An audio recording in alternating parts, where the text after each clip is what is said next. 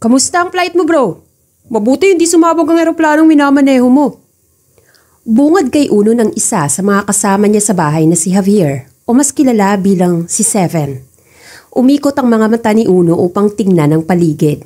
Pinagmasdan niya ang bawat sulok ng lugar ng kanyang kondo. Mahirap na. Baka kung ano na naman ang ginawa ni Seven habang wala siya.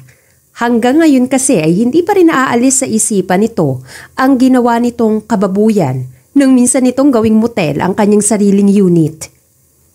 Mabuti naman at malinis ito ngayon. Sumaludo naman sa kanya si Seven. Siyempre naman, takot ko lang sa'yo no. Mahirap na at baka mamaya ma-kick out na naman ako dito nang wala sa oras. Wala akong matutuluyan dahil ayaw rin sa akin ng iba. Ngumisi si Uno at inilapag ang kanyang gamit sa mesa. Talagang hindi ka nila tatanggapin. Makalat ka kasi sa bahay. Huy, hindi na ngayon ano? Tingnan mo naman, ang linis, hindi ba? Ano ba? Proud ka na ba sa akin yan? Napailing-iling na lamang siya. Nagtungo siya sa kusina at dumiretso sa fridge upang kumuha ng malamig na tubig. May balita na ba sa organisasyon? Tanong sa kanya ng nakababatang lalaki. Umiling naman ito. Wala naman. Tahimik si Big Boss ngayon. Na dapat nating ikakaba dahil ganun yun kapag may biglang bumubulag ang misyon para sa atin. Ngumuso pa si Seven habang nakatitig pa rin sa cellphone nito. Ilang sandali pa ay tumunog na ang kanyang phone. Sunod-sunod na tunog iyon, hudyat na may tumatawag. Pinagmasdan niya ang caller ID nito at nakitang si Oriel iyon. Ang boxing body niya na nakatira lang sa 4th floor ng condominium building na tinutuluyan niya. Mabilis siyang nagtungo sa banyo upang maligo. Hindi rin siya nagtagal sa loob dahil alam niyang limitado lang din ang oras ng lalaking kaibigan. Si Oriel ay isa ring piloto. Magkaiba lamang sila ng airline na pinagtatrabahuhan. At gaya niya, side job lang din ni Oriel ang pagiging piloto. Ang full-time nito ay konektado sa gobyerno dahil undercover agent ito na parte ng AFP or Armed Forces of the Philippines. Ganun din si Uno. Trabaho niya ang pagiging piloto. Ginagawa niya ito kapag maluwang ang kanyang schedules, lalo na ngayon at wala silang misyon na kailangang pagtuunan ng pansin. Ang kanilang big boss ang magsasabi kung meron ba silang kailangang trabahuhin. At halos 1 linggo na itong walang paramdam sa kanila. Kaya ginagamit niya ang pagkakataon upang gawin ang lahat ng gusto niya. Habang nakaharap sa salamin ay kitang-kita ang katawan ni Uno na siyang pinagkakaguluhan ng mga babae kapag nasa boxing ring siya. Marami ang nanunood kahit nag-e-ensayo lamang naman sila kasama si Oriel. Paano ba naman? Gwapo at matangkad ito. Kitang-kita rin ang abs nito at ang biceps nito ay talagang pinag-iinteresa ng mga babae at maging ng mga binabae. Sa kanyang palapulsuhan ay makikita ang kakaibang tattoo na bawat miyembro ng organisasyon na kanyang kinabibilangan ngayon ay meron. Isang black diamond na maliit na nagpapatunay na sila ay kasapi ng organisasyong iyon. Oh, aalis ka? Tanong ni Seven sa kanya nang makita siya nitong lumabas ng silid. Nakasuot siya ng fitted shirt at shorts na ginagamit niya sa pagbaboxing. Oo, sa gym lang. Tumango naman si Seven sa kanya at ipinagpatuloy nito ang ginagawang paglalaro sa computer. Kabilang din si Seven sa mga kasamahan niya sa organisasyon. Ngunit kumpara sa kanya ay bata si Seven sa edad nitong 22. Kapag umuwi ka mamaya ha, bilhan mo ako ng pagkain sa Subway. Pwede ba? Umangat ang isang kilay ni Uno at hindi pinansin ang kanyang kasama. Sumigaw pa ito muli upang pilitin siya, ngunit hindi niya ito pinapansin at nagpatuloy na lamang sa paglalakad. Bawat mga taong madaraanan ni Uno sa hallway ng kondo ay talagang napapatingin sa kanya. Nang makarating siya sa lobby ay halos huminto ang mundo ng mga naroon para lamang pagmasdan siya sa paglalakad. Nick! Lumingon si Uno sa kanang bahagi ng lobby at mula roon ay kita niya ang isang lalaking tumatakbo papalapit sa kanya. Si Oriel iyon. Dinig nilang dalawa ang singhapan ng mga kababaihan na naroon. Hindi naman ako na-inform na may fashion show event pala dito. Anang isang babae na kinakagat pa ang ibabang labi habang nakatingin sa kanila. Huminto si Uno at bumaba ang tingin niya sa bag nitong nakabukas. Kung sa ibang tao ka nakatingin habang bukas ang bag mo, sigurado akong mananakawan ka, miss. Tila napahiya naman ito kaya dali-dali nitong iniayos ang sarili at walang sabing umalis ng lobby at sumakay sa nakabukas na elevator. Mahinang tumawa si Uriel habang nakamasid sa kaibigan. Alam mo, kaya wala kang girlfriend, Nick eh. Kasi ang sungit mo. Hindi mo man lang hinayaan na i-admire ka nung babae. Napailing na lamang si Uno. Kilala mo ako, Uriel. Alam mong hindi ako mahilig sa atensyon. No girlfriend since birth? Talaga? Alam mo, hindi ko na alam kung paano ka nakakaraos sa araw-araw niyan eh. Hindi ko naman kailangan ng babae para lang sa ganung bagay. I refuse to use other people so I could give in to my carnal desires. Ang ibig mong sabihin sa edad mong yan? Virgin ka pa? Halos gulat na tanong ni Uriel sa kanya. And what's in it for you if I'm a virgin? Kasual naman niyang tanong sa kaibigan. Namimilog ang mga mata nitong nakatitig sa kanya.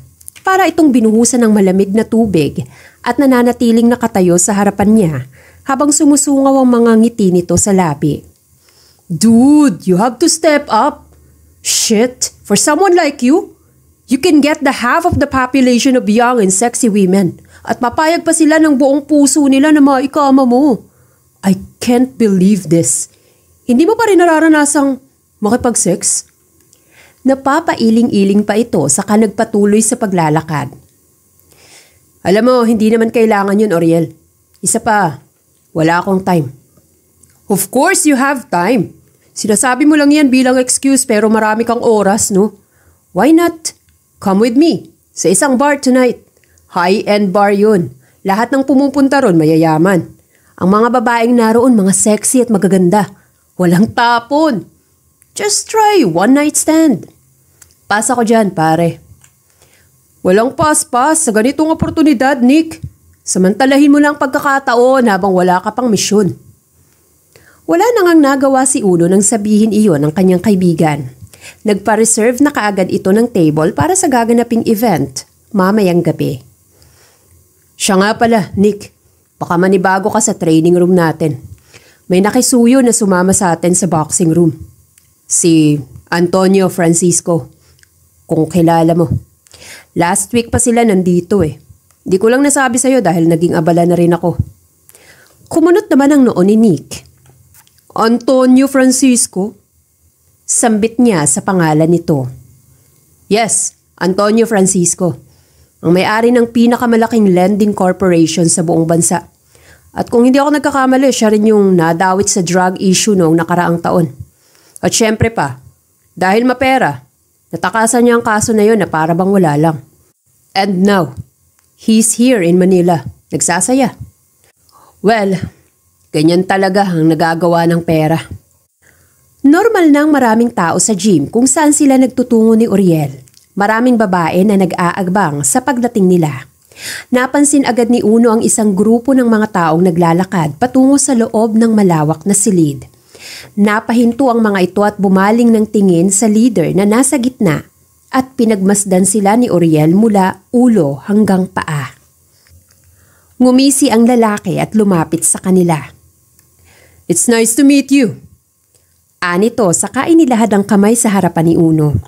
Hinintay rin ito na banggitin niya ang kanyang pangalan sa lalaki. Walang ganang iniangat ni Uno ang kanyang kamay upang makipagkilala sa lalaki. I'm Nicolas Ramirez. Aniya saka mahigpit na kinamayan ang lalaki. Oh, ikaw yung sikat na piloto. Heartthrob para sa mga kababaihan. By the way, I'm Antonio Francisco.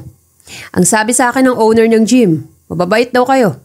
Kaya pinarenovate niya ang silid na ito para magkaroon kami ng boxing ring sa loob. Of course, you know me. I am the owner of the biggest lending corporation here in the Philippines. I am rich despite being young too. And also I have so many properties and... Tumango lamang si Uno at saka pumasok sa loob nang hindi pinakikinggan ang sinasabi ng lalaki. Nakarinig si Uno ng mahinang bulungan ng mga tao. Narinig din niya ang pagtawag ng kanyang kaibigan na si Uriel, ngunit hindi niya ito pinansin. Hindi mahilig si Uno sa mga mahahabang usapan. Ito rin ang dahilan kung bakit bihira ang kanyang mga kaibigan. Nang makapasok siya sa boxing ring, ay nagulat siya nang may biglang humawak sa kanyang braso. Saka isang malakas na suntok ang tumama sa kanyang panga. Hindi niya napigilang magulantang dahil sa nangyari. Kahit ang mga tao ay hindi inaasahan na gagawin ni Antonio ang bagay na yon sa kanya. Alam mo ang pinakaayaw ko sa lahat, Ramirez, yung tinatalikuran ako kapag kinakausap ko. Ayoko sa mga bastos na kagaya mo. Imbes na matakot si Uno, ay ngumisi lamang ito. Alam mo, ayoko rin sa mayabang. Isa pa, ayokong nagsasayang ako ng oras para sa mga taong katulad mo. Ano naman kung mayaman ka? Bakit? Bibigyan mo ba ako ng kayamanan mo? Hindi na iwasan ni Uno ang pagtagis ng kanyang mga bagang. Kilala niya si Antonio. Minsan niya itong naging kaklase nung high school sa private school na pinapasukan nila. Masama na talaga ang ugali nito at lumaki itong spoiled brat dahil mayaman ito. Lahat ng gusto ng lalaki ay ibinibigay ng mga magulang nito at ang mga hilingin nito ay palaging nasusunod. Ayaw ni Uno ng mga ganong tao. Nagagawa niyang palampasin ang kayabangan nito. Pero ngayon, hindi na. Umayos ng pagkakatayo si Uno at walang sabi-sabing sinuntok din ng lalaki sa panga. Dinig ang malakas na singhapan ng mga tao sa loob. Nang akmang susugod ng mga tauhan ni Antonio ay humarang naman kaagad si Uriel at sumenyas na wag nang magsimula pa ng gulo. Alam mo ikaw, may araw ka rin, Ramirez. Ani Antonio habang inaalalayan ito ng mga tauhan niya. Hihintayin ko yung araw na sinasabi mo, Mr. Francisco. Naunang lumabas ng silid ang mga ito. Nakasunod lamang ang tingin ng dalawa sa papaalis na si Antonio. Nang hindi sinasadyang mapabaling ang tingin ni Uno sa kaliwang bahagi ng silid kung saan merong mga taong nakatumpok sa isang gilid. Naningkit ang kanyang mga mata nang mapansin ng babaeng nakasuot ng sombrero.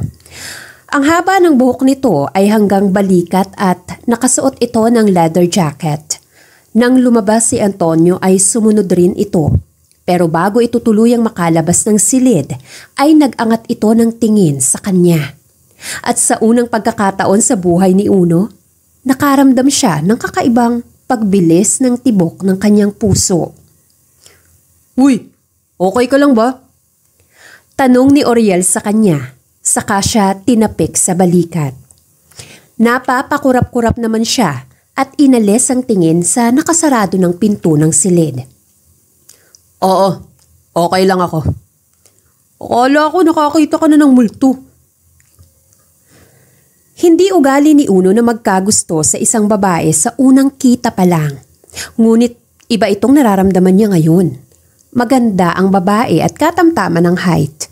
Maituturing na matangkad para sa isang babae. Ang buhok nito ay maikli ngunit tuwid. Natural ang pagiging pula ng labi nito at mayroon itong bilog na mukha. Ngunit makikita rin sa babae na hindi ito isang ordinaryo lamang. Hindi nga lang matukoy ni Uno kung ano ang pagkakaiba nito sa ibang babaeng nakikilala niya.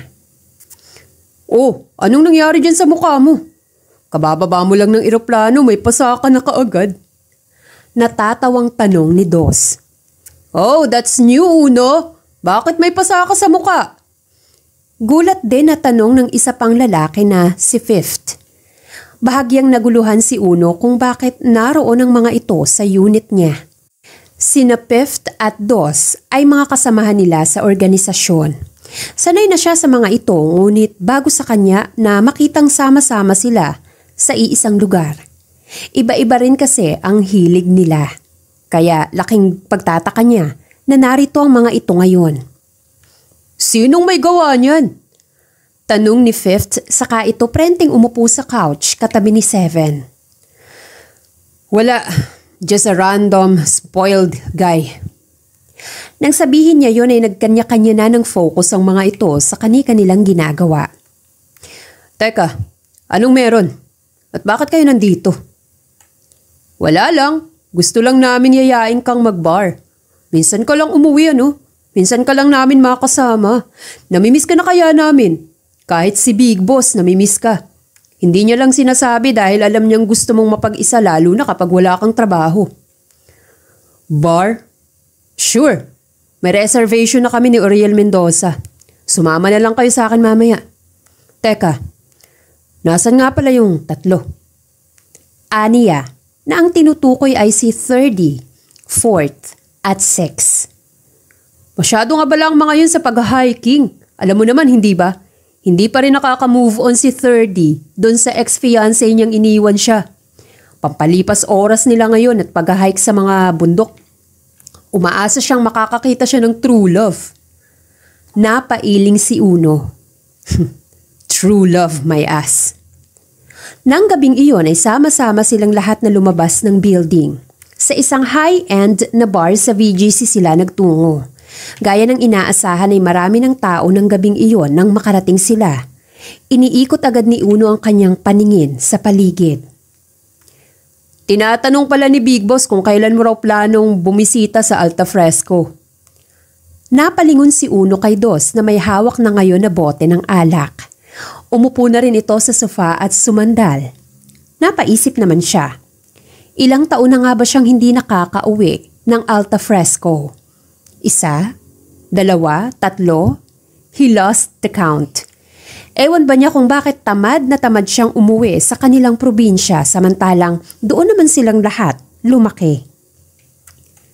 May bago na tayong congressman, alam mo ba yun? Si, Baltasar Fuentes. Sa wakas, napatalsik na rin ang mga Francisco sa pwesto. Wala nang maiyayabang yan si Antonio Francisco na uniko iho ng Buena Pamilya. Dahil galit na ang mga tao sa Alta Fresco sa kanilang pamilya. Hindi alam ni Uno na may ganun palang nangyayari sa probinsya niya. Paano ba naman kasi ang sabi? Ang pamilya Francisco ang kauna-unahang pamilya na nagtutulak ng droga sa probinsya natin. Wala lang silang sapat na ebidensya kaya hanggang ngayon, malalaya pa rin ang mga to. Nanatili lang na nakikinig si Uno. Nang hindi sinasadyang may taong bumangga sa kanyang likuran, siya na lamang ang nakatayo at normal sa loob ng bar ang magtulakan. Ngunit iba ang nangyari ngayon. Sorry po. Anang babae na nakabangga sa kanya. Nang mag-angat sila ng paningin, kapwa pa nanlaki ang kanilang mga mata nang makilala nila ang isa't isa. Ito ang babaeng nakita ni Uno kanina sa gym. At sa reaksyon nito ngayon ay mukhang naaalala rin ng babae kung saan siya nito nakita. Sorry. Muling sambit nito at yumuko. Nagmamadali itong tumakbo habang pasimpleng lumilingon pa sa paligid. Dahil sa kuryosidad, palihim na sinundan ni Uno ang babae. Mas lalo pa siyang naguluhan nang may makita siyang sumusunod na mga lalaki rito. At wari ba'y hinahabol ang dalaga. Dumaan siya sa ibang bahagi ng bar at naghintay sa exit nito. Nang makita niya ang babaeng nagmamadaling tumakbo, mabilis niyang hinaklit ang braso nito. Impit na napatili ang babae ngunit naagapan niya ang ingay nang takpan niya ang bibig nito. Sino ka? Kabadong sambit ng babae nang alisin niya ang palad sa bibig nito. Nasaan ang babaeng yun? Hindi ba sinabi ko sa inyo ha? Huwag niyong pakakawalan. Talagang ginamit pa ni Fuentes ang anak niya para lang hanapan ako ng dumi. Dinig nilang sigaw ng isang lalaki sa hindi kalayuan. Mabibilis na yabag ang kanilang naririnig. Hanapin ninyo! Sigaw nito. Pamilyar ang boses ng lalaki. Kung hindi nagkakamali si Uno, ay boses iyon ni Antonio Francisco. Palinga-linga ang babae dahil sa magkahalong kaba at takot. Nang biglang dumating na mga lalaki sa kanilang gawi, ay mabilis na inalis ng babae ang kanyang suot na sombrero at hinubad nito ang suot na jacket. Mabilis nitong itinapon iyon sa madilim na bahagi ng lugar. At bago pa man sila malapitan ng mga lalaking humahabol, mabilis na kinabig ng babae ang batok ni Uno at hinalikan siya nito sa labi. Nahila ni Uno ang kanyang paghinga nang lumapat sa kanyang labi ang malambot na labi ng dalaga. Halos hindi siya makahinga. Gusto niya itong itulak palayo ngunit may enerhiya sa kanyang pagkatao na nagsasabing hayaan lamang ang dalaga. Alam ni Uno na ginawa lang nito iyon dahil sa emergency. Delikado ang buhay nito at iniligtas lang naman ng babae ang kanyang sarili. Yun nga lang, ginamit siya nito para matakasan ng kapahamakan. Narinig ni Charlotte ang pagtigil ng mga yabag ng mga lalaking humahabol sa kanya. Tipid siyang napangisi nang maisahan muli niya ang mga ito. Nakaramdaman ng kaba dahil sa kinailangan pa niyang halikan ng lalaking sa bar niya lamang nakita. Ngunit alam niyang kailangan niyang gawin yun para mailigtas niya ang kanyang sarili. Kung bakit ba naman kasi siya ang hiningian ng kanyang ama ng pabor para lamang sa bagay na ito. Hindi naman porket miyembro siya ng AFP ay kaya niya nang mahanapan ng butas at dumi ang mga Francisco. Lalo na ang anak nitong lalaki na si Antonio Francisco. Naramdaman niyang hinawakan siya ng binata sa bewang at hinapit siya palapit dito. Ramdam niya ang pagtigas ng pagkalalaki nito habang magkalapit ang kanilang mga pisngi. Kaya naman agad siyang kumalas. Sorry, hindi ko talaga sinasadya. Aniya muli. Nagtungo siya sa parte kung saan niya itinapon ang suot na sombrero at jacket kanina. Nilalamig siya at kailangan niya nang isuot iyon. Don't wear your jacket. Let them see your beautiful curves. Nangunot ang kanyang noo nang marinig ang tinura ng lalaki sa kanya. Hindi niya alam kung nang aasar ba ito o ano. Nakasuot kasi siya ng fit na top na kulay itim. Sleeveless ito at kitang-kita ang mapuputi niyang braso. Ngunit kahit sinabi nito iyon, hindi niya ito pinakinggan at isinuot pa rin niya ang jacket at sombrero at saka tumakbo papunta sa malayo. Sa kabilang banda, hindi maiwasan ni Uno na mapangiti nang wala na ang babae sa kanyang paningin. Ito ang unang beses niyang magkaroon ng interes sa isang babae. Sa araw na ito, ay 2 beses pa silang nagkita nito. Maaari niya nang ituring na pinagtatagpo sila ng tadhana at pinaglalapit sila nito sa pamamagitan ni Antonio Francisco. Ilang sandali pa ay bumalik na rin siya sa loob. Tinanong pa siya ng kanyang mga kasama kung saan siya nanggaling. Hindi na siya sumagot at hinayaan na lamang ang mga itong mag-isip. Kalauna naman ay nawala rin naman sa kanya ang atensyon ng mga kasama niya. Hindi alam ni Uno kung ilang araw na niyang iniisip ang babaeng nakita at ang babaeng nagparana sa kanya ng tamis ng unang halik. Halos lagi siyang nawawala sa focus sa lahat ng bagay na kanyang ginagawa. Uno, may tawag mula kay Big Boss. Ani 7 na bigla-bigla na lamang pumasok sa kanyang silid. Sakto namang nakahiga siya ng kama at hawak ang librong kanyang binabasa. May sakit ka ba? Tanong pa nito na nagpataas ng kilay sa kanya. Wala naman. Bakit mo naman naitanong? 4 days ka na kayang tulala, Uno. Kahit sa pagkain. Kapag nanunood tayo, aminin mo nga, may nangyari ba? Agad siyang napailing upang itago sa nakababatang kasama sa bahay ang kanyang naiisip. Hinablot niya ang kanyang phone at sinagot agad ang tawag nito. Big Boss. Bungad niya sa taong nasa kabilang linya. Kailangan niyong umuwi ni 7 sa Alta Fresco. Ngayon din. May ibibigay ako sa iyong misyon at kailangan niyong matapos yon sa lalong madaling panahon. Kung sa hospital, Code Blue ang tawag sa ganitong pangyayari. Emergency meeting at emergency mission naman. Sanay na si Uno sa ganitong gawain kaya mabilis siyang kumilos at sinabihan ng kasamahan na mag-asikaso na sila. Ayokong umuwi ng probinsya, ang boring kaya dun. Reklamo ni 7 habang nagbibihis ito. Kung gusto mo, maiwan ka rito. Pero asahan mo, ipapasundo ka rin ni Big Boss.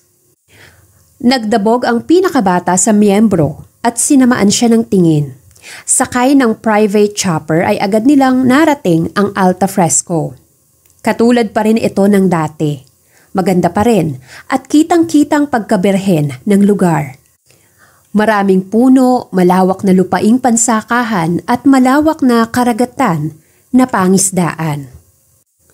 Isa ang Alta Fresco sa itinuturing na hidden paradise dahil konti pa lang ang mga turistang nagtutungo upang magbakasyon. Ngunit alam din nilang lahat na hindi magtatagal ay makikilala rin ang lugar na to at magiging sentro ng turismo sa mga susunod na taon. Pagkababa nila ng sasakyan ay agad na bumungad sa kanila ang malaking mansyon kung saan sila sama-samang nanirahan mula noong maliliit pa lang sila. Malayo pa lang ay nakaabang na sa kanila ang 5 lalaki at ang pinuno ng kanilang organisasyon na si Big Boss. Akala ko hindi ka sisipot. Ani Big Boss kay Uno. Ngumiti naman siya rito. Inalis ang suot niyang salamin at niyakap ang kanilang boss. Pwede ba yon? Ano pang silbi ng organisasyon na to kung hindi darating sa pagtitipon ang pinakamagaling na secret agent? Nakita niyang napangisi ang kanyang mga kasama. Ang iba naman ay napairap na lamang sa kawalan. Hay, kahit kailan talaga ang yabang pa rin. Kasing taas ng ego mo yung pagpapalipad mo ng eroplano bilang piloto. Tumatawang sabi ni Fort. Saka nito inayos ang suot na eyeglass. Hindi naman kayo aangal, di ba? Dahil totoo ang sinasabi ko. Ani Uno saka inilagay ang sunglasses sa gitnang bahagi ng kanyang suot na polo shirt. Well, totoo naman ang sinasabi ni Uno. Isa pa, kaya ko nga sa kanya ibinibigay ang misyon na to dahil alam kong magagawa niya agad ng solusyon ang emergency na to. Anang kanilang boss saka nauna na itong pumasok sa loob. Sa malawak na conference room, kompleto ang 7 lalaki. Nakasunod sa kanilang boss ang sekretarya nitong si Lauren Serrano na kanina pa sinisipat si Seven ng tingin. Pasimpleng siniko ni Uno ang pinakabata sa miyembro. Tama na ang kasisilip mo dyan sa crush mo. Mag-focus ka. Sinimangutan siya nito at iritableng sumandal sa backrest ng upuan. May inabot ang dalagang sekretarya sa kanilang lahat na tig-iisang folder. Teka, akala ko ba si Uno ang gagawa ng misyong ito? Tanong ni Dos na naguguluhan. May pinindot naman na button sa remote ang kanilang boss at mula sa screen, kitang-kita nila ang larawan ng babae na siyang naging dahilan kung bakit napatayo si Uno sa kanyang kinauupuan. I know her. Kumunot ang noo ng kanilang boss. Kilala mo si Charlotte Fuentes? Tanong nito sa kanya. Agad naman siyang nagkibit ng balikat. Well, I know her face. Pero yung pangalan niya, hindi ko alam. Pinagmasdan lang siya ng mga kasama sa loob ng conference room na animoy naghihintay ng susunod pa niyang sasabihin. Well, it happened that I meet her in the bar. Yun lang. Wala nang iba. Anong kaso niya? Umupo na siya upang itago ang pagkabahala sa mga oras na yon. Ayaw niyang ipahalata na sobrang invested siya sa misyong ito. Mukhang tama nga na para sa kanya mapunta ang misyon na yon dahil gusto rin talaga niyang makitang muli ang babae. Dahil sa hindi malamang dahilan, ay namimiss niya ito. Si Charlotte Fuentes ang nag-iisang anak na babae ni Congressman Baltasar Fuentes. Miyembro ito ng AFP. At nagkataong naatasan ito ng kanyang ama na hanapan ng baho ang mga Francisco. Nang sa ganun maaari nila itong maipakulong at mapanagot sa batas sa mga kalokohang ginawa nito nung nakaupo pa to sa pwesto. Ilang araw nang walang balita sa kanilang anak. Kilala ng mga ito si Charlotte na palaging tumatawag sa kanila para magbigay ng updates. Ngunit halos 3 araw na silang walang balita rito. Ang kanilang palaisipan baka nahuli na ito ng mga tauhan ng Francisco at kasalukuyan itong hostage. Habang pinakikinggan ni Uno ang sinasabi ng kanilang boss, ay kung ano-anong senaryo ang pumasok sa kanyang isipan. Marahil ngayon ay baka ilang beses nang binubugbog ang babae para lang mapasagot ito sa mga katanungan ni Antonio. I think I know already who took her. Agad niyang sambit. Seems like you're so invested with this case, Uno. Saad ni 30 habang pinaglalaroan nito ang pages ng papel na hawak. It's the first time that I see you lose your cool kapag nasa meeting. Kumunot ang noo niya nang matantong inaasar siya ng mga kasamahan kahit ang kanilang boss ay nakatitig lang sa kanya. Importante siya sa iyo, no? Naka one night stand mo. Secret woman? Sunod-sunod na bitaw ni Sex. Tanga. Hindi nga niya alam ang pangalan eh. Kung importante yan kay Uno, di sana alam niyang anak ng congressman ng babae, hindi ba? Pagtatanggol naman ni Fifth sa kanya. Whatever it is, kaya importante man siya o hindi kay Uno, kailangan pa rin niyang gawin ang misyon na to. Malaki ang matatanggap nating bayad mula kay Congressman Fuentes. Sapat na para mabigyan natin ng sapat na tulong ang mga sinusuportahan nating 3 orphanage. Ano namang magiging papel naming 6 dito? Ano kami dito? Saling pusa? Mahinang reklamo ni Dos. Look out! Lahat kayo magagaling sa pakikipaglaban. Kapag hindi na kinaya ni Uno ang mga tauhan ng mga Francisco, saka kayo pumasok sa eksena. Ang huling lead sa kinaroroonan ni Antonio. Ang sabi ng source, narito raw ito ngayon sa Alta Fresco. Mukhang makikisabay sila dahil sa sunod na araw ng fiesta ng bayan. Sambit ng kanilang boss. Wala na silang sinayang na pagkakataon pa. Si Uno ay nakipag-ugnayan na rin kay Seven dahil isa itong magaling na tracker. At ang iba naman niyang kasama na lookout ay naghanda na ng mga gamit na kailangan para sa misyon. Sa labis na kasanayan ni Uno sa ganitong uri ng misyon, madali niyang nalocate ang storage building kung saan posibleng tinatago ni Antonio ang anak ng congressman. Ang sabi, kinakailangan daw na magbayad ng 50 milyong piso, kapalit ng buhay ng anak nitong babae. Kung pera ang usapan ay kayang-kayang magbayad ng congressman. Ngunit ibang pakiramdam nito. Wala siyang tiwala kay Antonio dahil bukod sa gahaman ito sa salapi, ito rin ang may maitim na budhi. Ilan na nga bang tao ang ipinapatay nito dahil lamang sa galit? Suot ang itim na t-shirt at itim na bulletproof jacket ay lumabas si Uno ng kanyang silid at naghanda na sa gaganaping pagsugod nila sa gusali kung saan naroon si Charlotte. Sabihin mo sa akin kung saan ako dadaan. Nang sa ganun ay maiwasan ko ang karamihan sa mga bantay. Aniya kay Seven habang bumubulong sa suot niyang earpiece. Sa kaliwang bahagi. Ani Seven habang seryosong nakatunghay sa monitor. Nasa loob siya ng van kung saan naroon pa ang iba nilang kasama. Si Dos naman ay abala sa pagbabasa ng blueprint ng gusali. Wala nang use yan. Nandito naman si Seven. Kayang-kaya niyang ituro kung saan tayo pupunta. Ani 30 na nakapikit at nakasandal sa upuan. Paano kung emergency? At least alam ko. Gusto ko pa kasing mabuhay 30, kaya kung pwede, matulog ka na lang dyan at huwag mong pakialaman ng buhay ko, okay? Pwede bang huwag kayong maingay? Sita ni Uno sa mga ito. Mabilis siyang nakapasok sa loob ng gusali. Nagawa niyang maiwasan ng mga tauhan na nakabantay. Ang iba naman ay patulog-tulog kaya nalampasan niya ang mga ito. Sa hindi kalayuan niya nakita agad niya ang babaeng nakaposa sa isang upuan. Nakaayoko ito at base sa kanyang paningin ay mukhang natutulog ito. Dali-dali siyang lumapit sa babae at kumuha ng susi na maaaring magtanggal ng posas nito sa kamay. Agad namang nagising si Charlotte nang maramdamang may humahawak sa kamay niya. Ang akala niya ay minomolestya na siya. Subalit hindi. Ang taong nasa harapan niya ngayon ay sinusubukan siyang iligtas. Sino ka? Anong ginagawa mo rito? Nang mag-angat ng tingin ng lalaki, hindi makapaniwala si Charlotte sa kanyang nakita. Nicholas? Hindi niya napigilang banggitin ang pangalan nito. Kumunot naman ang noo ni Uno nang marinig na binanggit ni Charlotte ang kanyang tunay na pangalan. Kilala mo ako?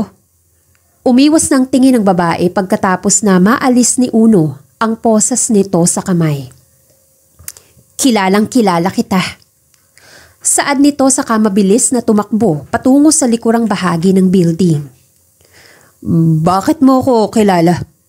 Tanong ni Uno na hindi mapigilan ng labis na kuryosidad. Si Charlotte naman ay masama ang tingin na ibinibigay sa kanya. Pwede ba? Tumakas na muna tayo. Bago ka magtanong dyan, buhatin mo ako, dali! Anang babae habang nakatingin sa mataas na pader. Ano? Hindi makapaniwalang tanong ni Uno. Buhatin mo ako. Kailangan nating makalabas dito. Kundi pareho tayong sabog ang mga bungo kapag nagkataon. Hindi mapigilan ni Uno na makaramdam ng inis sa babae. Ito na nga ang iniligtas. Ito pa ang may ganang utus-utusan siya. Ano na? Wala na bang ibibilis yung kilos mo? Tanong ng babae sa kanya, kaya wala siyang choice kundi sundin ito. Sa linya naman ay panay kantsawa ng mga kasamahan niya. Inuutusan ka lang ng chika babes na yan, Uno. Ako, first time yan ah. Tumatawang sambit ni Dos sa kabilang linya. Shut the hell up. Kumunot naman ang noo ni Charlotte nang marinig ang sinabi nito. Nang magtagpo ang mga mata nila ng lalaki ay pinagtaasan niya pa ito ng kilay. Agad namang naituro ni Uno ang kanyang suot na earpiece. I'm not talking to you, okay? Anito bilang pagpapaliwanag. Lumapit siya sa babae at mabilis itong yumuko. Pumatong naman agad si Charlotte sa balikat ng binata at mabilis na tumalon sa kabilang bahagi ng gusali. Hindi naman inaasahan ni Uno na tutulungan siya ng babae na makalipat din doon. Ngunit sa pag-aakalang makakatakas sila ng maayos sa lugar, hindi naging maingat si Uno at nagawa nitong matapakan ng isang plastic na bote ng soft drinks, kaya naman gumawa ito ng malakas na ingay. Oh, yung babae! Yung babaeng hostage! Nakatakas! Tarantang sigaw ng mga tauhan. Mabilis na hinawakan ni Uno ang kamay ni Charlotte at saka tumakbo sila patungo sa nag-iisang exit. Ang gusaling kinaroroonan nila ay malapit lang sa dagat. Bilisan yung tumakbo! May nakaabang na motorboat sa bangpang. Gamitin niyo yun sa pagtakas niyo. Paalala ni Seven kay Uno. Dinig nila ang alingaw-ngaw ng putok ng baril. Nakayuko sila habang tumatakbo. Umaasang hindi sila matatamaan ng bala na pinakakawala ng mga tauhan ni Antonio Francisco. Bago pa man sila makarating sa dalampasigan ay dinaplisan sa balikat ng bala ng baril si Uno. May tama ka! Sigaw ni Charlotte na hindi napigilang magpanik. Ayos lang ako. Huwag kang magpanik. Ikaw ang magmaniobra ng bangka. Bilisan mo. Utos niya sa dalaga. Agad naman itong kumilos. Pinaandar ang bangka at inalalayan siya nitong makasakay roon. Pagkatapos ay mabilis nilang tinungo ang malayong parte ng gitna ng dagat. Nang sa gayon ay hindi na sila maabutan ng mga humahabol sa kanila. Nakahinga naman sila ng maluwag nang makalayo-layo na silang dalawa. Nakahiga si Uno sa bangka habang si Charlotte ang nagmamaniobra kung saan ito patungo. Ilang minuto silang nilamon ng katahimikan. Walang naglakas ng loob magsalita dahil pareho silang pagod. May alam ka bang safe na lugar na pwede nating puntahan? Tanong ni Charlotte makalipas ang ilang sandali. Sinusubukan namang kontakin ni Uno si Seven, ngunit disconnected na ito sa kanya. Gusto niyang magmura. Subalit ayaw niyang magmukhang nauubusan ng pasensya sa harapan ng babae. Humugot siya ng malalim na hininga at tumango sa babae. Kahit na nagdudugo ang kanyang sugat sa braso, ay sinabihan niya si Charlotte na siya na ang magdadrive ng bangka. Alam niya ang pasikot-sikot sa buong Alta Fresco at alam niya rin kung saan sila pwedeng pumunta ngayon. Sa isang maliit na bahay na alam niyang magiging ligtas silang dalawa. Nang makarating sila sa Pampang ay natanaw agad ni Charlotte ang isang maliit na bahay na gawa sa konkretong materyales. Kulay krema ang pintura at ang bubong nito ay gawa sa makapal at may disenyong yero. Teka, kaninong bahay to? Sa'yo ba to? At bakit tayo nandito? Sunod-sunod niyang tanong sa lalaki. Kasalukuyang bumababa si Uno sa bangka at ramdam niyang nauubusan na siya ng pasensya dahil kanina pa ito nagtatanong sa kanya. Kung mga kasama niya lang ang ganito makitungo sa kanya, marahil ay nasigawan niya na ang mga ito. Ngunit hindi niya alam na pagdating sa babae ay nagagawa niyang kontrole ng kanyang inis. Yes, this is mine. Namana ko to sa daddy ko. Pero matagal nang walang nakatira dito. Rest house lang naman ito. Pwede tayong manatili kahit isang araw habang hinihintay na mahanap tayo ng mga miyembro ng organisasyon na tutulong sa'yo para makabalik ka na sa bahay ninyo. Hindi na umimik si Charlotte nang marinig ang sinabi ng lalaki. Sa kanyang isipan, alam niyang sumuwerte pa rin siya dahil may dumating na tulong sa kanya. Hindi niya nga lang inaasahan na ang lalaki ang darating. Kung minamalas nga naman siya, ang taong kinaiinisan niya pa ang dumating.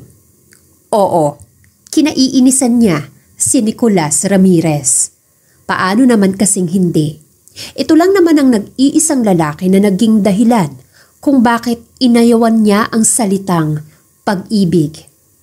Sa murang edad ni Charlotte ay naranasan niya ang pait ng pag-ibig. Nang hindi tanggapin ni Nicolas ang love letter na ibinigay niya rito noong elementary sila. Kung hindi siya nakakalimot, grade 5 sila noon. Hanggang ngayon, kahit ilang taon na ang nakakalipas, ramdam pa rin niya ang pagkapahiya niya noon dahil sa ginawa ng lalaki. Magmula noon ay nangako siya sa kanyang sarili na hinding-hindi na siya magkaka-crush ulit at hinding-hindi na magkakagusto sa kahit na sinong lalaki. Ngunit mukhang may ibang plano ang pagkakataon sa kanya at sa lalaking kasama niya ngayon. Was it my father? Siya ba ang humingi ng tulong sa'yo para iligtas ako? Hindi naman kumibo si Uno. Hanggat maaari ay ayaw niyang magsabi ng kahit na anumang detalye sa babae. Kahit na babae kasi ito, marami pa rin itong alam sa batas. Miyembro ito ng Armed Forces. Kaya alam niyang isang detalye lamang ang lumabas sa kanyang bibig ay malalaman nito ang tungkol sa secret organization kung saan siya kabilang. You work undercover, right? Tanong nito. Inaasahan niya na iyon. Mabilis ang utak ng babae. Alam mo, kung ako sa'yo, tumahimik ka na lang. Ang dami mong tanong. Ligtas ka na. Kaya kung maaari, pwede ka nang tumahimik. Gusto ko lang naman malaman kung bakit mo ako niligtas. At saka sa dinami-rami ng pwedeng tumanggap na mission na to sa organisasyon nyo, bakit ikaw pa? Anong dahilan mo? At iyon nga kinatatakutan niya. Alam ng babae ang tungkol sa organisasyon. At mas lalo naman siyang nanahimik. Huwag kang mag-alala, Nicolas Ramirez. Hindi makakalabas sa ibang tao ang tungkol sa bagay na to. Alam ko naman na sekreto ang organisasyon nyo at tumatanggap lang kayo ng trabaho kapag mayayaman ang involved. Pero bakit nga ikaw ang kumuha ng misyon na to? Huwag mong sabihin na dahil lang hinalikan kita noon sa isang bar, na-inlove ka na sa akin. Pang-aasar ni Charlotte sa binata. Nagtagis ang mga bagang ni Uno nang marinig ang sinabi ng dalaga. Sa kanyang isipan ay naaalala naman niya kung paano siya nito hinalikan at kung paano niya hapitin ang bewang nito at naging palalim ang kanilang halikan. At malinaw pa rin sa kanyang alaala nang makita niya ang katawan nito sa hapit na damit. Imbes na sumagot si Uno ay umiwas na lamang siya ng tingin sa babae. Alam niyang inaasar lamang siya nito. Ayaw niya itong patulan dahil may respeto siya sa mga babae. Nang makapasok na sila sa loob ng bahay ay agad na inilibot ni Charlotte ang kanyang paningin sa paligid.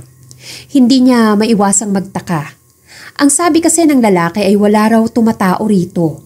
Subalit napakalinis pa rin ang paligid. May konting alikabok pero yun lang naman. Walang makikitang kalat at lahat ng gamit sa loob ay maayos na nakalagay sa cabinet. 2 ang kwarto rito. Doon ka sa isa, matulog, ako naman dito. Ani Uno habang nakaturo sa silid na malapit sa sala. Tumango naman si Charlotte. Ngunit bago pa siya tuluyang makapasok sa loob ng silid, muli siyang tumingin sa binata. Narinig kasi niya ang mahinang reklamo nito dahil sa sugat nito sa braso. Humugot siya ng malalim na hininga at nagtungo sa cabinet kung saan naroon ang first aid kit. Akin na, gagamutin ko na yung sugat mo. Aniya sa kamarahang kinuha ang kamay ng binata. Akmang pipigilan pa sana siya ni Uno nang panlakihan siya nito ng mga mata. Mahirap na kapag lumala itong sugat mo. Kahit nadaplis lang yan. Posible pa rin magkaroon ng impeksyon yan, kaya mabuti pa, gamutin na natin ng mas maaga. Pinaupo niya ng maayos ang binata sa sofa at pinasandal ito. Habang ginagamot niya ang lalaki ay napansin niyang nakatitig lamang ito sa kanya. Alam mo, huwag kang masyadong tumitig sa akin. Alam ko namang maganda ako. Hindi mo na kailangan maging obvious. Napaubo naman si Uno sa sinabi ni Charlotte. Hindi ako nagagandahan sa'yo. Naku-curious lang ako. Parte ka ng AFP pero bakit hindi ka man lamang humingi ng tulong sa mga kasama mo? Saka hindi ba, mas mabuting gobyerno ang mag-asikaso ng mga bagay na to. Lalo na at dating naglilingkod sa pamahalaan ng mga Francisco. Humugot ng malalim na hininga si Charlotte. Alam mo, hindi ganon kadali ang lahat na kagaya ng sinasabi mo. Kahit sa gobyerno, malakas ang kapit ng mga Francisco. Sa tingin mo, bakit hanggang ngayon malaya pa rin silang nakakagalaw sa labas?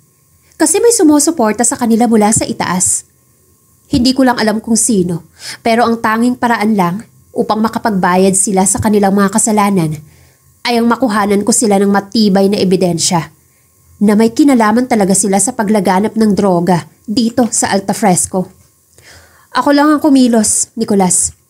Kahit medyo labag yun sa loob ko, ginawa ko pa rin ang hiling sa akin ni Papa. Para maprotektahan ng buong Alta Fresco laban sa masasamang loob katulad ni na Antonio Francisco. Seryosong nakatitig si Uno sa babae. Pero hindi ka nag-iingat. Kung walang tumulong sa'yo, kundi ako dumating, sigurado ako patay ka na ngayon. Nagkibit ng balikat naman si Charlotte. Kung ganun nga ang kapalaran ko, wala naman akong magagawa dun. At handa naman akong tanggapin kung mamamatay ako. Pero maswerte pa rin ako, di ba? Kahit nalagay ako sa alanganin, nariyan ka naman para iligtas ako. Nang matapos ng lagyan ni Charlotte ng benda ang braso ni Uno, ay nag-angat siya ng tingin sa binata at ngumiti. Mataas ang pride ko at bihira ako magpasalamat kahit pa sa mga taong tumutulong sa akin. Pero ngayon magpapasalamat ako sa iyo dahil iniligtas mo ako sa kapahamakan, Nicolas. Kakaiba ang tingin na ibinibigay ni Uno sa dalaga. Para bang amazed na amazed siya sa babae. You kept on calling me Nicolas. Only few people who knew me that long. At malalapit na tao lang ang tumatawag sa akin ng ganyan. It's already bothering me. Pwede ko bang malaman kung matagal na tayong magkakilala? Ngumiti si Charlotte nang marinig ang tanong ng lalaki. Alam mo, Nicolas, sobrang sama ng loob ko sa iyo ngayon. Binasted mo na nga ako nung elementary tayo, tapos kinalimutan mo pa ako? Huh, nakakasakit ka na talaga ha? Hindi naman inaasahan ni Uno ang kanyang narinig at aaminin niya, talagang nabigla siya sa kanyang narinig. Ako? Binasted kita? Tanong niya sa dalaga. Agad namang tumango si Charlotte. Hindi maiwasang matawa ng dalaga dahil sa reaksyon ng lalaki. Kita mo, hindi mo man lang ako natatandaan. Magkaklase tayo nung grade 5. Transferee ka noon. Bagong dating ka sa Alta Fresco. Naging crush kita. I even wrote you a love letter. Pero hindi mo man lang tinanggap. Sa isipan ni Uno ay pilit niyang inaalala kung may ganun ngang nangyari sa kanya. Ang naaalala lang niya, matagal siyang nanirahan sa ibang bansa. Sa US na siya lumaki at tumating lang siya sa Pilipinas nang mamatay ang kanyang ama na siyang nag-alaga sa kanya. At dahil kailangan niyang magpatuloy sa pag-aaral, ine-enroll siya sa isa sa mga community school sa Alta Fresco. Noong mga panahong iyon, ang nasa isip lamang ni Uno ay ang sakit na nararamdaman niya sa pagkawala ng kanyang ama. Kaya wala siyang oras na makipagkaibigan sa ibang mga kapwa niya bata noon. Pasensya ka na, hindi ko talaga matandaan. Mahinang sambit ni Uno kay Charlotte. Tipid na ngumiti ang babae at marahang tumango. Siguro nga, masyado kang focus sa ibang bagay noon. Hayaan mo na, at least ngayon nasabi ko na sa'yo na dumating sa punto ng buhay ko na nagustuhan kita. Ang kaso lang, hindi mo naman matandaan. Humugot ng malalim na hininga si Uno at tumingin sa dalaga. Did I hurt you that much? Tanong niya sa babae. Oo kaya no, sobra. Pero nung time lang na yun. Sa ngayon okay naman na ako. Huwag ka mag-alala. Naka-move on na ako sa sitwasyon na yun. Tumayo na si Charlotte at ibinalik ang first aid kit sa cabinet. Nagtungo na rin siya sa kanyang silid upang magpahinga. Si Uno naman ay pumasok sa kwarto niya upang tingnan kung may mga gamit ba silang pwedeng gamitin tulad ng damit. Mabuti na lang at nailagay niya sa malinis na lagayan ng mga damit kaya wala itong alikabok. Kumuha siya ng isang pares ng t-shirt at shorts saka lumabas muli. Kinatok niya ang dalaga sa kabilang silid. Anong kailangan mo? Baka gusto mo lang magpalit pansamantala. Ngumiti naman si Charlotte at kinuha ang damit na hawak ng binata. Nagpasalamat din siya rito. Naligo na rin siya bago inayos ang sarili. Ang problema na lang nila ay kung paano sila kakain ngayon. Ilang araw nang hindi kumakain si Charlotte at ramdam niya ang gutom. May pwede ba tayong lutuin dito? Tanong niya kay Uno. Iniikot niya ang buong kusina at tanging nakita lang niya ay ang bigas at ilang pampalasa. Dahil likas na Girl Scout si Charlotte, alam niyang lugaw ang pwede niyang maluto para lang magkalaman ang kanilang sikmurang dalawa. Pinagsaluhan nila ang lugaw na iniluto niya. Wala namang naging reklamo sa lasa ng pagkain ng binata. Tanging generator ang naging dahilan kung bakit sila nakapagpasindi ng ilaw ng gabing yon. Lumakas ang ulan at nawala ng ilaw. Tanging gasera na lang ang nagbigay ng liwanag sa maliit na bahay. Okay ka lang ba? Tanong ni Charlotte nang makita niyang tila nanginginig ang binata. Hindi naman sumasagot ang binata, bagkus ay ibinalot nito ang sarili sa kumot. Nasa sala sila ngayon at naisipan nilang doon na lamang matulog para kahit papano ay nakikita nila ang isa't isa. Okay lang. Pag-uulit niya rito. Pero malamig. Tipid naman itong sambit sa kanya. Agad namang lumapit si Charlotte sa binata upang tingnan ang temperatura nito.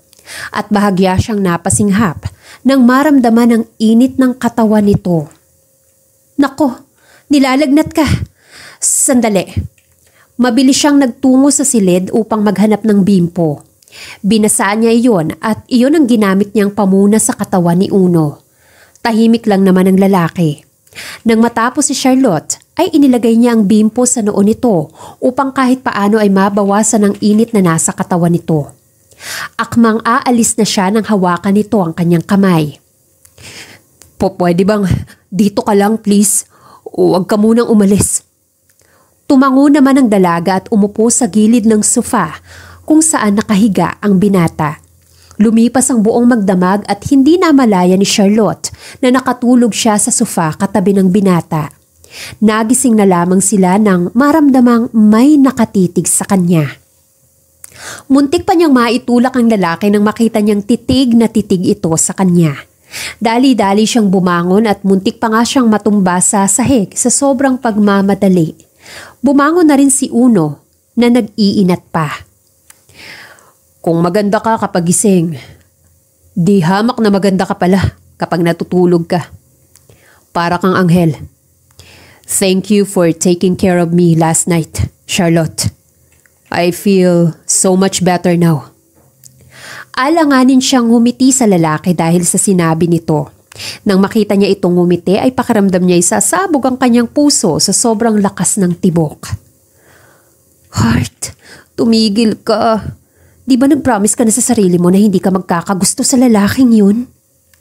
Inis na sambit niya sa sarili habang nakaharap sa salamin at naliligo.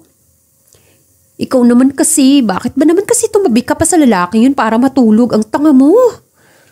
Aniya bilang patuloy sa pagsaway sa kanyang sarili. Alam niyang sa kanyang sarili na kahit anong gawin niyang pag-iwas, magkakatagpo pa rin sila ng binata. At hindi niya maiwasang matakot dahil paano kung mahulog ulit siya. Pero tanggihan siya nito sa ikalawang pagkakataon. Okay ka lang ba? Tanong ni Uno sa babae nang mapansin niyang hindi ito mapakali sa lamesa. Kumakain sila ng agahan ngunit hindi nito magawang tumingin sa kanya.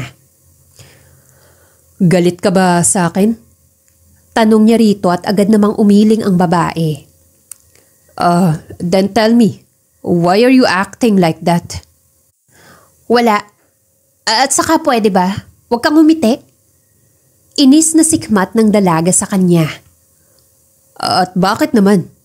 Kaya ka ba naiinis dahil ngumingiti ako? Bakit? Huwag mong sabihing nagagwapuhan ka sa akin kapag nakangiti ako. Napairap naman si Charlotte. Alam mo ikaw, mahangin ka rin pala talaga, no? Well, hindi naman pagiging mayabang o mahangin ang tawag doon. Pagiging honest lang yun. Sinamaan niya ng tingin ng binata. Hanggang sa matapos sila sa pagkain at hanggang sa paghuhugas ng pinggan ay iniiwasan niya ito. Ngunit si Uno na ang lumalapit sa babae. Hinawakan niya ito sa magkabilang balikat at pilit na ipinapaharap sa kanya. Anong ginagawa mo? Tanong sa kanya ni Charlotte. Hindi maintindihan ni Uno kung ano ang tumatakbo sa kanyang isipan sa mga oras na yon. Basta isa lang ang kanyang gustong gawin. Ang totoo, magmula nang makita niya sa malapitan ng babae at habang tinititigan niya ito sa pagtulog, wala siyang ibang gustong gawin kundi ang halikan ang dalaga. Pwede ba kitang halikan? Tanong ni Uno sa dalaga. Nagulat naman si Charlotte, ngunit isang marahang tango ang kanyang naging sagot. Mabilis na kinabig ni Uno ang balikat ng dalaga at mabilis na hinalikan ito sa labi. Para siyang isang lalaking uhaw na uhaw sa halik ng taong gusto niya. Hindi niya akalaing ang babaeng gusto niya ay meron din palang gusto sa kanya. Simula ng mga bata pa lamang sila. Binuhat niya si Charlotte at dinala sa sala. At habang patuloy ang malakas na ulan sa labas, kasabay ng malakas na kulog at kidlat, ay nangyari ang hindi malilimutang pagniniig ng dalawa. Hindi inaasahan ni Charlotte na ibibigay niya sa lalaki ang kanyang iniingatang pagkababae. Pero dahil nandoon na sila sa ganoong sitwasyon, pinili niyang damahin ang magkahalong kirot at sarap na namamagitan sa kanilang dalawa. Lumipas pa ang 2 araw at wala pa ring dumarating upang mailigtas sila. Naging maayos naman ang takbo ng samahan nilang dalawa hanggang sa isang malakas na kalampag mula sa pintuan ng maliit na bahay na yon ang nagpagising sa kanilang dalawa. Sunod-sunod ang naging pagpasok ng mga armadong lalaki sa bahay at agad na pinaghiwalay sina Uno at Charlotte. Tinalian ang kanilang kamay at dinala sila sa dalampasigan kung saan naghihintay sa kanila ang isang lalaki. At iyon ay walang iba kundi si Antonio Francisco. Well. Sa 2 araw na hinahanap ko kayo, nakakatawa lang dahil dito ko lang pala kayo matatagpuan. Anito na parang isang prinsipe. May hawak pa itong glass of wine at sumimsim pa ito ng alak mula roon habang nakamasid sa kanilang dalawa. Akalain mo nga naman, Ramirez, dito pala tayo ulit magkikita. Namimiss mo ba ang suntok na ibinigay ko sa'yo? Nagtagis ang mga bagang ni Uno nang marinig iyon mula sa lalaki. At ikaw, Ang lakas ng loob mong hanapan ng dumi ang pamilya ko. Lalo na ako. Sinasabi ko sa iyo, Fuentes, kahit anak ka pa ng Pangulo, hinding-hindi mo kami mapapabagsak. Kahit hindi na congressman ng Alta Fresco ang aking ama, amin pa rin ang probinsyang ito. Hindi habang buhay mananatiling hawak niyo sa leeg ang mga taga-Alta Fresco, Antonio. Darating din ang araw na malalagay kayong lahat sa dapat ninyong kalagyan. At yun ay walang iba, kundi sa kulungan. Matapang na sambit ni Charlotte sa lalaki. Isang malakas na sampalang ibinigay sa kanya nito. Ang dami niyong sinasabi. Bakit hindi na lang kayo mamatay na dalawa? Total pareho niyo naman akong iniinis. Sambit ni Antonio. Sumenyas ito sa mga tauhan na paluhurin sila sa buhanginan. Kinuha din ito ang barel sa lalaking nasa tabi nito at itinutok iyon sa ulo ni Uno. Subalit bago pa ito maiputok ni Antonio ang barel, ay may nauna nang nagpaputok at isa-isang tumumba ang mga tauhan ni Antonio sa buhanginan. Maging si Antonio ay tinamaan sa braso, dahilan upang mabitawan nito ang barel na hawak. Dali-dali namang dinampot ni Uno ang barel at itinutok iyon kay Antonio. Tama na ang ginagawa mo rito sa Alta Fresco. Isa pa, itigil mo na ang pagpatay sa mga kaawa-awang tao.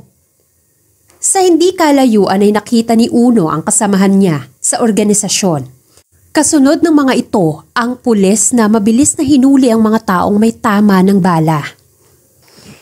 Hindi pa ako tapos sa inyo, Ramirez at Fuentes. Kayo ang sagabal sa lahat ng plano ko. May araw rin talaga kayo. Babalikan ko kayo. Hindi ko papayagan na mapapagsak ninyo ng ganito ang pinaghirapan namin ng aking pamilya. Tumayo naman si Charlotte at mabilis na sinipa sa sikmura ang lalaki. Hindi mo na kami mababalikan, Antonio, dahil mabubulok ka na sa bilangguan. Sapat na ang ebidensyang nakuha ko sa'yo para ikulong ka. At sisiguraduhin kong babantayan ko ang bawat kilos mo sa kulungan. Hinding-hindi ka makakakuha ng kahit na anong special treatment sa loob, kahit pa gaano kalaki ang pera na meron ka. Inis na nagsisisigaw si Antonio at pilit na kumakawala sa pagkakahawak ng dalawang pulis. Hindi pa tayo tapos, Charlotte. Babawiin namin ang buong Alta Fresco sa inyong mga Fuentes. Amin ang Alta Fresco. Sige lang, mangarap ka lang, Antonio. Total, hindi naman masamang mangarap, hindi ba? Pero kung ako sa'yo, unahin mo munang pangarapin ay kung paano ka makakalabas ng bilangguan. Ani Charlotte at saka pagod na tinalikuran ng lalaki. Walang sabing nagtungo si Charlotte patungo sa speedboat kung saan naroon ang mga pulis. Nakamasid lamang si Uno sa babae. Hindi niya ito pinigilan kahit pa may parte sa kanya na gusto niya itong habulin. Oh, kamusta ka? Tanong kaagad sa kanya ni Dos nang makalapit ito sa kanya. Si Seven naman ay agad na pinansin ang kanyang sugat sa braso. Bakit ba kasi kayo huling rumisponde? Uno, kailangan naming maghintay. 2 araw lang naman. Saka isa pa, hindi ka ba masaya? Ginawa naman namin yun para magkaroon ka ng oras na masolo mo ang woman of your dreams. Inirapan niya ang kanyang kasama. Sakay ang mga ito ng yate na nakaposisyon sa hindi kalayuan. Upang marating doon, kailangan pa nilang sumakay ng speedboat. At halos ilang linggo na rin ang nakalipas, walang naging balita si Uno kay Charlotte. Ilang beses siyang sumubok na magtungo sa bahay nito pero sa ilang beses na sinubukan niya, hindi iyon natuloy dahil sa kaba at takot na nararamdaman niya. Gusto niyang aminin dito na nahuhulog na siya sa dalaga sa sandaling mga pagkakataong nagkakilala silang dalawa. Ngunit natatakot si Uno dahil baka kung anong isipin ng dalaga. Paano kung gumanti ito sa kanya at ito naman ang tumanggi sa pagmamahal niya? Tahimik lang na nakamasid si Uno sa malawak na bakuran sa kanilang masyon sa Alta Fresco. Ilang linggo ka nang tulala. Ilang linggo na rin kitang niyayaya na umuwi ng Manila pero hindi mo naman ako kinikibo. Sigurado ka bang okay ka lang? Marahang nilingon ni Uno si Seven na nakaupo lang sa kanyang tabi. Hindi siya sumasagot. Bagkos ay buntong hininga ang ibinigay niya. Alam naming ikaw ang pinakamatanda sa grupo, na ikaw ang pinakaresponsable at maaasahan. Pero hindi naman ibig sabihin nun ay pinagbabawal na ipakita mo ang nararamdaman mo. Alam naming lahat na may gusto ka sa anak ni Congressman Fuentes. Mahinang humugot ng malalim na hininga si Uno at kumuha ng bato at saka inihagis iyon sa damuhan. Aminin mo na kasi, gustong gusto mo siya, no? Kita naman na gusto ko siya. Wala rin namang mangyayari kung sasabihin kong gusto ko siya. At bakit naman wala? Hindi mo pa nga nasusubukang umamin sa kanya. Hindi ba, nung araw na iniligtas niyo kami, baliwala lang siyang tumalikod sa akin. Hindi man lang niya ako nilingon pabalik. Hindi man lang siya nagpaalam. Pareho lang kayong pagod nung taong yun, Uno. Marahil, mabigat lang ang pakaramdam niya nung araw na yun. Ikaw naman, masyado mong dinibdib yun. Sinubukan ni Seven na pagaanin ang loob ni Uno hanggang sa bandang huli ay napatawa niya ito. Bakit hindi tayo pumunta sa mansyon ng mga Fuentes nang sa gayon makapanligaw ka man lang ng personal kay Charlotte? Sa tulong na rin ng iba pa nilang kasama, nagawa nilang mapilit si Uno na bisitahin si Charlotte upang magpaalam na rin sa ama nito na kung maaari ay manliligaw siya sa anak nito. Sige na, Uno, kaya hindi kami nagkaka-girlfriend Kasi ikaw mismo wala pang girlfriend. Baka sakaling matapos na ang sumpa kapag nagkaroon ka na ng nobya. Ani ni Dos, isa rin sa mga ito na malas sa pag-ibig. Sinisisi mo pa ako sa mga kamalasan mo. Paano ba naman kasing wala kang girlfriend ubod ka ng manhid? Tingnan mo nga yung kaibigan mong si Aviana. Hindi ba matagal nang may gusto sa iyo ang kababata mong yun? Natigilan naman si Dos sa sinabi ni Uno. Oo na, hindi na rin naman ako mananalo sa iyo Pero sa mga ganitong usapan, huwag niyo namang idamay si Aviana. Dahil ibang usapan yun. Halos kapatid ko na yung tao, no? Umangat naman ang kilay ni Fifth. Si Aviana, kaibigan lang ba ang turing niya sa'yo, ha? Hindi naman nakasagot si Dos.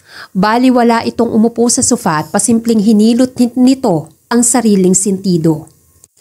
Nang makapagbihis na si Uno, ay pinagmaneho niya si 30 patungo sa mansyon. Masaya siyang pinapasok ng mga helper at pinaghintay sa sala. Inaabangan niyang lumabas si Charlotte, ngunit habang patagal ng patagal ang oras, hindi lumalabas ang babae. Bagkos ay ang ina nito at ang congressman na si Baltasar Fuentes ang humarap sa kanya. Matagal silang nagkwentuhan bago siya nagkaroon ng lakas ng loob na itanong ang tungkol sa dalaga. Nako, si Charlotte ba? Kaalis lang nun kahapon. Ang sabi niya magtutungo siya sa Manila upang mag-file ng leave. May plano kasi siyang magtungo sa ibang bansa. Ewan ko ba dun sa batang yun? Pabigla-bigla ng desisyon sa buhay. Pero kung sa bagay, sa bigat ba naman ang pinagdaanan niya maiintindihan ko kung nanaisin niyang magpahinga. Kasalanan ko rin naman kung bakit siya nalagay sa kapahamakan. Buti na lang talaga at nariyan ka at nailigtas mo ang anak ko. Maraming salamat sa iyo, iho. Isang matipid na ngiti ang ibinigay niya sa dalawang matanda. At sa mga oras na yon, kahit wala si Charlotte sa mansyon, ay sinamantala niya na rin ang pagkakataon na sabihin sa mga ito kung ano talaga ang pakay niya. Ano ka mo? Gusto mong ligawan ng anak ko? Gulat na tanong ng congressman sa kanya. Isang mahabang paliwanag ang ibinigay ni Uno sa matanda. Sa bandang huli, pumayag naman ang mga magulang ni Charlotte na nais niya para sa anak ng mga ito. Ano, Uno? Di ba tama ako? Dapat noon ka pa nagtungo sa mansyon Ngayon hahabulin natin ang flight ni Charlotte. Nagmamadali ka. Ang hirap kaya magmaneho. Reklamo ni Seven sa kanya. Patungo sila ngayon sa NAIA dahil ilang minuto na lamang ay aalis na ang eroplanong sinasakyan ni Charlotte. Kabado na si Uno, halos hindi na rin siya makahinga dahil sa nervyos. Pagkahinto ng sasakyan ay dali-dali siyang pumasok sa loob. Inikot niya ang kanyang paningin upang hanapin si Charlotte, ngunit wala siyang makita. Halos isa-isahin niya ang mga taong nandoon pero wala pa rin. Hanggang sa mapatingin siya sa isang malaking monitor. Halos maubusan siya ng hangin sa dibdib nang makita niyang nakaalis na ang eroplano patungong US. Napaupo na lamang si Uno sa bench dahil sa sobrang pagod. Nang makauwi siya ay malungkot siyang pumanhik sa kanyang silid at doon na nga humiga. Hindi niya mapigilan ang sariling mapaisip. Masyado ba siyang tanga para patagalin ang pag-amin sa dalaga? Kaya ngayon ay heto siya at naiwang nakanganga. Ilang beses siyang naghintay sa pagbalik ni Charlotte, ngunit sa paglipas ng mga taon ay walang Charlotte na bumalik. Naisip niyang baka nagustuhan na nitong manirahan sa ibang bansa kaya nagdesisyon itong hindi na lamang umuwi. Ano, hanggang kailan ka aasa na babalik sa'yo si Charlotte? Alam mo Uno, hanggang ngayon talaga ang hina mo eh. Dapat kung gusto mong isang tao, lahat gagawin mo para makuha sila. Kahit hindi na nga makuha eh, basta makausap man lang sana. 3 taon ang sinayang mo. Kesa naman naghintay ka eh, dapat minabuti mo ng sundan sa ibang bansa yung babae. Narito sila ngayon sa conference room. Wala silang misyon. Ipinatawag lamang sila ng kanilang big boss nang sa gayon ay mapag-usapan ng tungkol kay Uno. Naiirita naman si Uno ngunit alam niyang may punto ang mga kasama niya. Ikaw ang pinakamatapang, malakas at responsable sa ating lahat pagdating sa mga misyon. Pero sana Uno maging responsable ka rin pagdating dyan sa nararamdaman mo. Matanda na tayong lahat lalo ka na. Hindi na dapat tayong naghihintay sa wala. Ani 30 at saka umiling-iling pa. Ibubuk kita ng flight papuntang San Francisco at kung nag-aalala ka sa tutuluyan mo, aayusin ko rin yun habang nasa biyahe ka. Kami na ang bahala sa lahat. Ang kailangan mo na lang gawin, edi sundan ang tinitibok ng puso mo. Hindi pa huli ang lahat, Uno. Masaya si Uno na kasali siya sa organisasyon kung saan tinutulungan siya ng mga kasapi nito. Nang makarating si Uno sa ibang bansa ay nakaramdam siya ng paninibago sa klima. Mas kailangan niyang magsuot ng mas makapal na damit dahil malamig doon. Alam niya kung saan matatagpuan ang bahay ni Charlotte, kaya hindi na siya nag-aksaya ng panahon para puntahan ito. Ilang beses siyang nag-doorbell sa labas ngunit walang nagbubukas. Sa huling beses niyang pagdo-doorbell, narinig niya ang pag-click ng lock ng pintuan sa loob. Dahan-dahan na bumukas ang pinto at bumulaga kay Uno ang isang batang lalaki na kamukhang kamukha niya. Gray, anong ginagawa mo? Why did you open the door, anak? Napahinto sa pagsasalita si Charlotte nang makita ang paa ng isang lalaking nakatayo sa labas ng pintuan ng bahay na tinutuluyan niya. Charlotte? Mahinang banggit ni Uno sa pangalan nito. Nicholas, anong ginagawa mo dito? Tanong nito sa binata at saka iniayos ang pagkakabuhat sa batang lalaki. Samantalang si Uno, hindi maalis ang tingin sa bata. Charlotte, anak ko ba siya? Lakas loob na tanong ni Uno habang titig na titig pa rin sa bata. Nakatingin din ang batang nagngangalang si Gray sa kanya. Ngumiti pa ito at sa tansya ni Uno ay nasa 2 taong gulang ang batang ito. Niluwangan ni Charlotte ang pagkakabukas ng pinto. Pasok ka. Ibinabari nito ang bata at hinayaan itong maglaro sa sahig. Carpeted naman ang sahig at doon ay nakalatag ang mga laruan nito. Umupo si Charlotte sa sofa katabi ni Uno. Nicholas, hindi ko talaga alam kung bakit ka nandito. Gusto lang kitang kamustahin. Gusto kong malaman kung okay ka. Kung bakit hindi ka na bumalik. Kung bakit hindi ka man lang nagpaalam sa akin. Bakit, Charlotte? May nagawa ba akong hindi maganda sa'yo? Bakit? Dire-diretsyong tanong ni Uno sa babae. Humugot ito ng malalim na hininga at saka tumingin sa kanya. Gusto kong humingi ng pasensya sa nangyari, Nick. Alam kong mali yung ginawa kong paglayo pero talagang pakiramdam ko kapag nanatili ako sa Alta Fresco, mababaliw ako dun. Naroon ang lahat ng nag-trigger ng trauma ko. I was diagnosed having PTSD kaya hindi ako makabalik sa trabaho ko sa AFP. Bukod pa ron, paglipas ng ilang linggo, sumama ng pakiramdam ko. Kaya naisip ko, maganda kung lalayo na muna ako. Wala akong balak na magtagal dito sa ibang bansa. Pero gusto ko lang huminga ng ilang buwan. Huminto sa pagsasalita si Charlotte at naapatingin sa batang abala sa paglalaro. Pero ilang linggo pa lang pagdating ko rito sa US, nalaman ko na buntis ako. Kung itatanong mo kung sino ang ama ni Gray, Pakiramdam ko alam mo na rin ang sagot. Tumango-tango naman ito. Tama ang hinala mo. O kung ano man ang nasa isip mo. Ikaw ang ama ni Gray. Halos hindi makapagsalita si Uno nang marinig ang tinura ng babae. Para siyang natulos sa kanyang kinauupuan at ang tanging nararamdaman niya na lang ay ang panginginig ng kanyang katawan. Bakit mo itinago sa akin ang anak ko? Bakit mo inilihim sa akin na may anak tayo? Maluha-luha namang napailing si Charlotte. Hindi ko alam. Marahil naaalala ko lang yung pagkakataong tinanggihan mo ko nung mga bata pa tayo. That's bullshit, Charlotte. Kung nagawa ko man yun nun, hindi ko yung sinasadya. Isa pa mga bata pa tayo nun. Ngayon iba na. We are both adult na kailangang harapin at panindigan ang mga problema. Natatakot naman talaga ako dahil hindi mo ko gusto. Dinig sa buong living room ang pagpalatak ni Uno. Marahil tama ka, Charlotte. Hindi nga kita gusto. Marahan namang napayuko si Charlotte upang itago ang pagpatak ng kanyang luha. Hindi kita gusto dahil mahal kita. Mahal na mahal kita, Charlotte. 3 taon. 3 taon akong naghintay sa pagbabalik mo. Para akong tanga na umaasa na babalik ka. Araw-araw ipinagdadasal ko na sana maisip mong bumalik ka sa Alta Fresco. Kasi nandun ako. Naiwan mo ako. Nakalimutan mo yata akong bitbitin nung umalis ka. Pero dahil na rin sa pamimilit ng mga kasama ko, kaya nagtungo ako rito. Dahil hindi ko na rin talaga kaya. Miss na kita At pakiramdam ko ikakamatay ko kapag hindi pa kita nakita. At ngayong nandito na ako, hindi na ako aalis pa. Lalo na at nalaman kong may anak tayo. Tumayo siya at lumapit kay Charlotte. Inilahad niya ang kanyang kamay sa babae. At nang tanggapin niyo ni Charlotte, ay mabilis niya itong hinila at niyakap. Tandaan mo, nagawa man kitang tanggihan noon.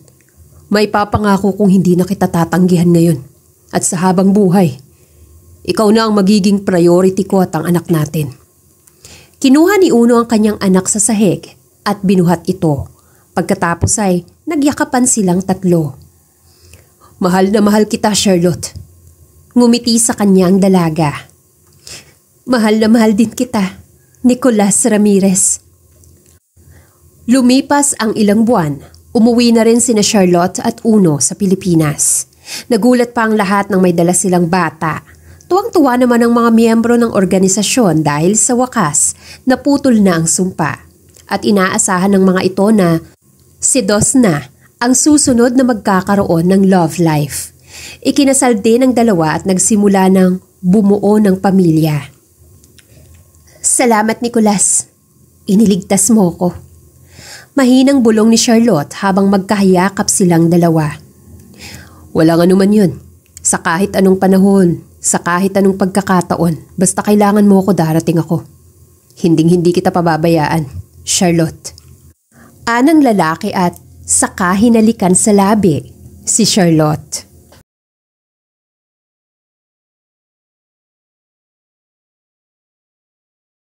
Di na mapigilan ng sariling mapaibig sa iyo.